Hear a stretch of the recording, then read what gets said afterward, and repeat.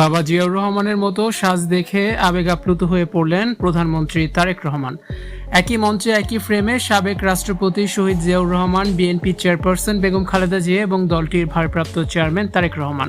চোখের সামনে বাবা মা এবং নিজের প্রতিচ্ছবি একসাথে দেখে আবেগে আপ্লুত হয়ে পড়লেন খোদ তারেক রহমান। চমৎকার এই মুহূর্তটি তিনি দারুণভাবে উপভোগ করেছেন।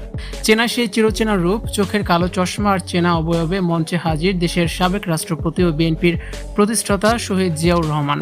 শুধু তাই নয়, তার পাশেই হেঁটে এলেন বেগম খালেদা জিয়া এবং স্বয়ং তারেক রহমানের আদলে সেজে থাকা আরও একজন।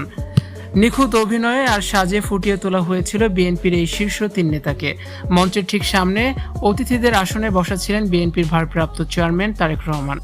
হঠাৎ নিজের চোখের সামনে বাবা মা এবং নিজের প্রতিচ্ছবি এভাবে জীবন্ত হয়ে উঠতে দেখে তিনি নিজের আবেগ ধরে রাখতে পারেননি। স্বভাবসুলভ হাসিতে হাততালি দিয়ে বলে ওঠেন, বাহ, এটা তো আমার আব্বা।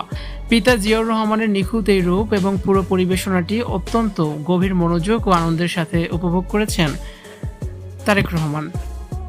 মঞ্চে যখন জিয়াউর রহমান ও খালেদা জিয়ার আদলে সাজা শিল্পীরা হাত নেড়ে দর্শকদের অভিবাদন জানাচ্ছিলেন, তখন দর্শক গ্যালারিতে বসে তারেক রহমান মুখে ছিল এক চিলতে হাসি। চোখের সামনে পুরো পরিবারকে এভাবে এক ফ্রেমে দেখে তারেক রহমান ভীষণ খুশি, উচ্ছ্বাসিত হয়েছেন।